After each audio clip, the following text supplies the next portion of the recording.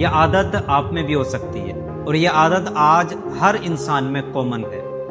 आजकल ये आदत लोगों में कॉमन हो गई है। किसी ने कुछ बोला, किसी ने कुछ पोस्ट किया तो लोगों ने उस पर बिना सोचे समझे रिएक्ट दे दिया, और ऐसे दे दिया जैसे वो उस मौके की तलाश में हो, उस इंतज़ार की तलाश में हो कि जैसे वो मौका मिले और वो तुरंत बोल पड़े।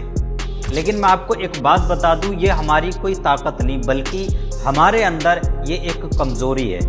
सोचो तुम सोशल मीडिया स्क्रॉल कर रहे हो और तुमने कोई थोड़ी सी अजीब पोस्ट देखी और आपने उसका बिना मकसद समझे, उसको बिना सोचे समझे उस पर अपना क्या कर दिया, रिएक्शन दे दिया, कमेंट कर दिया। या हमसे किसी ने कुछ कह दिया तो हमने तुरंत गुस्से में जवाब दे दिया। तो ये सब करने के बाद में तुम्हें लगता है कि तुम सही हो, पर बाद में अफसोस होता है। यहाँ तक कि कभी कभी हमारी इमेज भी गिर जाती है, जो हमारी बनी हुई छवि होती है। फर्क समझो मेरे भाई, रिएक्ट करना मतलब इमोशन के कंट्रोल में आना और रिस्पॉन्ड करना मतलब इमोशन को कंट्रोल करना।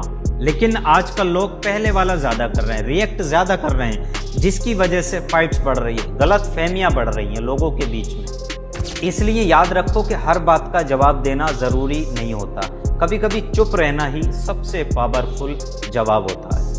फर्ज करो कि अगर कोई तुम्हें प्रोवोक करे, मतलब उकसाए, और तुम उस समय चुप रह जाओ तो लोग सोचेंगे तुम कमजोर हो, पर असल में तुम अपने इमोशन के मालिक हो। क्यों? क्योंकि आप बिना सोचे समझे किसी के कुछ भी कहने पर कुछ भी रिएक्ट नहीं कर रहे। फिर आपको कोई कितना भी प्रोवोक करे, उकसाए, फिर आपको फर्क नहीं पड़ रहा है। और जो अपने इमोशन का मालिक है वो किसी भी कंडीशन, स्थिति का विजेता बन सकता है। बिना सोचे समझे किसी के लिए कुछ भी जरा सा भी मत कहो। अगर कुछ मन में आ भी रहा कुछ कहने के लिए, रिएक्ट करने के लिए, तो जरा कुछ सेकंड रुको और सोच लो, क्या मैं यहाँ जो जवाब दूंगा, यहाँ जो बात कहूँगा, ये सही है, दुरुस्त है या नहीं है।